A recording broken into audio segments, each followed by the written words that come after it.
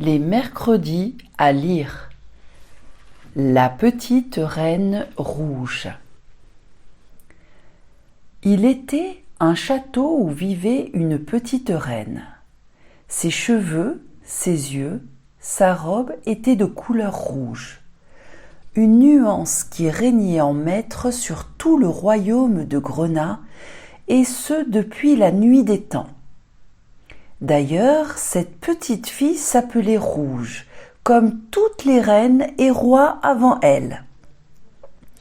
Assise en majesté sur son trône et entourée de son précieux camailleux, Rouge était très heureuse. Aimée de son peuple, Rouge était couverte de cadeaux, tous plus merveilleux les uns que les autres. Elle passait ses journées à admirer ses pierres précieuses, ses bouquets de fleurs et toute sa panoplie de robes, d'armures et d'épées magiques. Car derrière sa douceur apparente se cachait l'âme d'une vraie guerrière. Mais tout était si paisible à Grenat. Pourquoi aurait-elle besoin d'utiliser leur pouvoir ? Qu'on prépare ma calèche. Je veux faire un tour à la campagne. La vie de château commence à me peser. La nature et les animaux me manquent, ordonna un beau jour la petite reine. Aussitôt dit, aussitôt fait. Ses fidèles sujets étaient aux petits soins.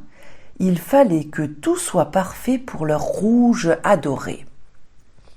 Mais au cours de son voyage, un petit détail caché dans le paysage attira le regard de Rose. « Non, mais ce n'est pas possible !» s'écria la petite reine qui sauta de sa calèche. Elle quitta le chemin et tomba nez à nez avec une fleur de couleur bleue. Les cheveux de Rouge se dressèrent sur sa tête et son visage commença à avoir une couleur tomate. « Qu'on me supprime cette fleur! Je ne veux plus jamais voir ce genre d'anomalie dans mon royaume !» cria-t-elle. Très contrariée, Rouge retourna vite au château et fit appel à tous ses conseillers. Il fallait absolument résoudre ce mystère. Grenat doit rester rouge à tout prix. Je ne peux accepter de voir une fleur bleue. Quelles sont vos explications ? Demanda Rouge. Nous n'en avons aucune idée, noble reine, balbutia le plus ancien d'entre eux. En colère, la petite reine quitta la salle en claquant la porte. Rouge était certaine qu'on lui cachait quelque chose. Vite, elle enfila son armure, s'équipa de son épée magique et de son bouclier. C'est sur le dos de Cramoisi, son dragon aux écailles de feu, qu'elle décida d'aller explorer l'étendue de son royaume. Puisque c'est comme ça, je vais trouver une solution par mes propres moyens.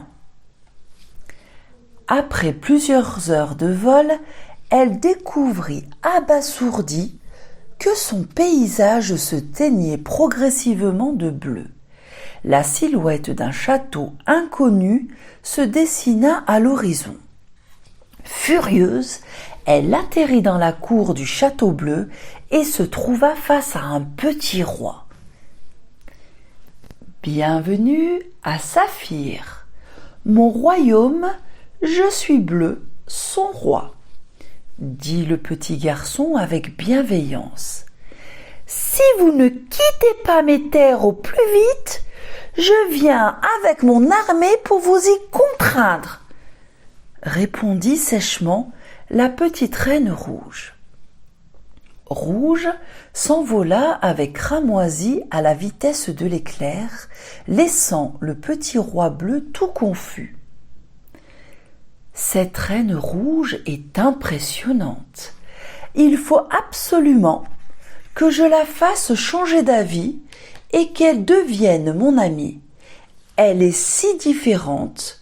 Je sais, je vais la combler des trésors les plus éblouissants. Vite, faites appel à mes meilleurs artisans. Soyez magistraux, s'exclame le petit roi. Au château du royaume de Grenat, les cadeaux du roi bleu s'accumulaient. Un présent pour sa majesté la reine, annonça Carolin le valet. Encore un de ces maudits bijoux? Je lui ai pourtant dit de partir. C'est de la provocation, dit la reine qui piqua une colère.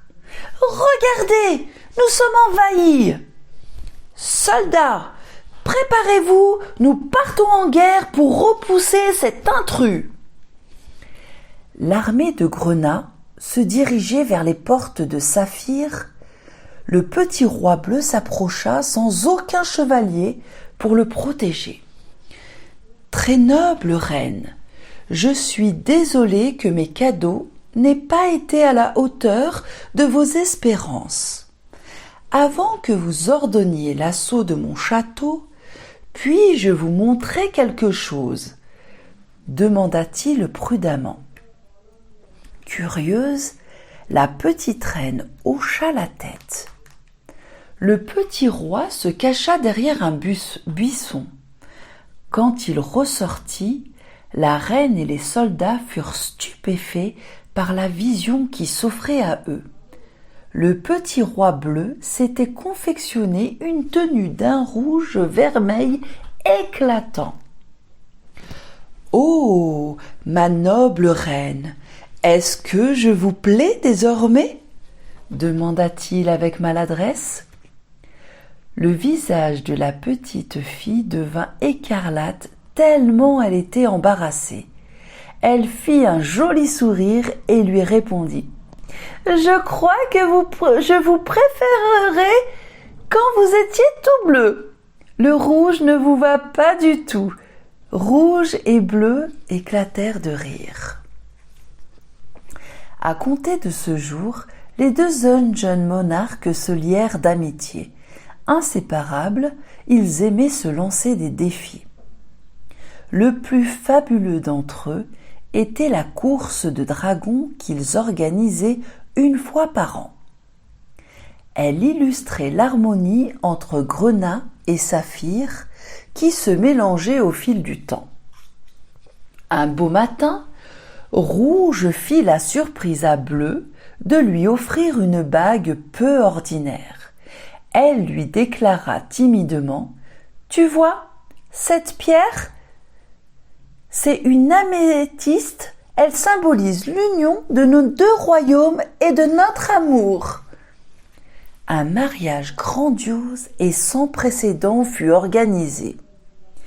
Les époux furent heureux et eurent une fille toute violette. Ce fut d'ailleurs son prénom.